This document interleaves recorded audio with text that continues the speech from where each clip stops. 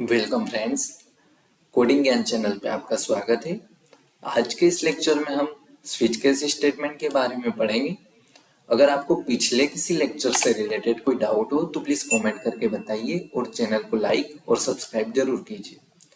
यहाँ पे हमारे पास डेफिनेशन है, the switch statement is a multiple decision statement that tests whether an expression matches one of the number of constant value.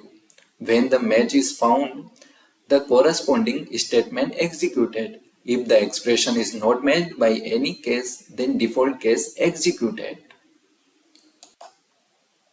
In simple word अगर मैं कहूँ तो switch case statement multiple decision statement होता है जो ये check करता है कि हमारी वैल्यू किस एक्सप्रेशन से मैच हो रही है। अगर हमारी वैल्यू किसी एक्सप्रेशन से मैच होती है तो स्विच केस उसे एग्जीक्यूट करवा देता है, वरना अगर किसी भी एक्सप्रेशन से मैच नहीं होती है तो हम डिफॉल्ट में जो भी होगा उसे एग्जीक्यूट करवा सकते हैं। यहाँ पे हमारे पास स्विच केस का एक फ्लो चार्ट है। इसमें मल्टीपल केसेस होते हैं और ये वैल्यू हमारे इनपुट वैल्यू पे डिपेंड करती है। अगर हमारी वैल्यू इंटीजर है तो हम यहाँ इंटीजर लेंगे इन सभी में, और अगर हमारा डेटा टाइप कैरेक्टर है या केर है तो हम केर लेंगे। उसके बाद अगर हमारी वैल्यू इस केस वैल्यू से सेम होती है तो इसके अंदर जो भी स्टेटमेंट होगी वो एग्जीक्यूट होगा और हमारा स्विच केस एंड हो जाएगा और हम नेक्स्ट स्टेज पे चले जाएंगे। इसी प्रकार मल्टीपल सारे केसेस चेक होगा कि हमारा कौन सा केस मैच हो रहा है हमारी वैल्यू से, उसके अकॉर्डिंग उस केस की स्टेटमेंट एग्जीक्यूट होगी। और अगर कोई भी केस हमारा मैच नहीं होता है तो डिफॉल्ट में जो भी स्टेटमेंट होगी वो एग्जीक्यूट होगी और हमारा स्विच केस एंड हो जाएगा और हम नेक्स्ट स्टेज पे चले जाएंगे। हम एक क्वेश्चन देखते हैं, write a program to print of week name using switch case. चलिए हम VS कोड पे चलते हैं। यहाँ पे मैंने स्विच केस का एक सिंपल सा कोड लिखा है जिसमें मैंने एक इंटीजर लिया है और ये एक हमारा यहाँ पे एज ए एक्सप्रेशन रहेगा।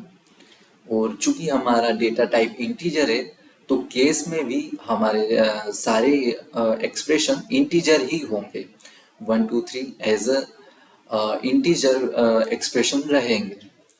अब हम यहाँ पे इनपुट लेते हैं और देखते हैं हमारी स्विच केस स्टेटमेंट सही से चल रही है या नहीं। लेट सपोज मैं इनपुट लेता हूँ 4 के बाद, और 4 में जो भी था वो एग्जीक्यूट हो गया। 4 की बॉडी के अंदर एक्सप्रेशन 4 की बॉडी के अंदर जो भी था वो एग्जीक्यूट हुआ। उसके बाद 5 पे और 6 पे और 7 पे जो भी था वो एग्जीक्यूट हुआ और डिफॉल्ट में जो था वो सारा एग्जीक्यूट हो गया। ये एग्जीक्यूट क्यों हुए? हमें तो ओनली 4 की बॉडी में जो था उसे एग्जीक्यूट करवाना था। तो इसके लिए हम क्या कर सकते हैं? इसके लिए हमें एक सिंपल ब्रेक कीवर्ड का यूज करना होगा। ब्रेक कीवर्ड को हम सारी एक्सप्रेशन में पुट करेंगे। मैंने ब्रेक कीवर्ड को सारी एक्सप्रेशन में पुट कर दिया है। अब हम इनपुट लेके देखते हैं। लेट्स सपोज हम 5 लेते हैं, ओनली थर्सडे प्रिंट हुआ है, यानी हमारा स्विच केस अब सही से वर्क कर रहा है। और अगर हम इन एक्सप्रेशन से बड़ी कोई वैल्यू लेके ट्राई करते हैं इंटीजर, लेट सपोज हम 9 लेते हैं तो इन वैल्यू, यानी हमारा x जो था उसमें हमने 9 वैल्यू दी, वो ना तो इससे मैच हुई 9 से, ये सारे किसी से भी मैच नहीं और हम सीधे डिफॉल्ट पे आ गए और डिफॉल्ट की बॉडी में जो था वो एग्जीक्यूट हो गया और फिर उसके बाद हम नेक्स्ट स्टेज पे चले जाएंगे।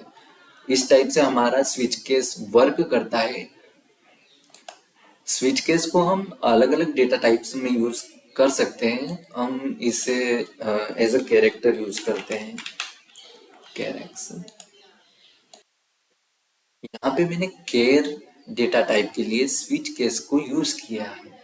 अब ये एक्सप्रेशन मेरा एज अ कैरेक्टर वर्क करेगा। अगर हमारा इनपुट कैरेक्टर प्लस होगा तो ये वाली एक्सप्रेशन वर्क करेगी। अगर माइनस होगा तो ये, और इनमें से कोई ना होगा तो सीधे डिफॉल्ट में जो होगा वो एग्जीक्यूट होगा। इसको हम रन करके देखते हैं। यहाँ पे हम माइनस इनपुट लेते हैं और ट्राई करते हैं।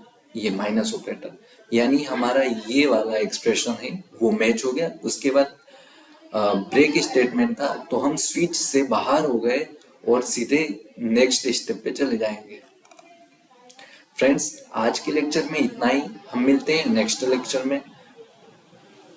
वीडियो अच्छी लगी हो तो प्लीज लाइक, कमेंट और सब्सक्राइब जरूर कीजिए और अपने फ्रेंड्स के साथ शेयर कीजिए। Thank you.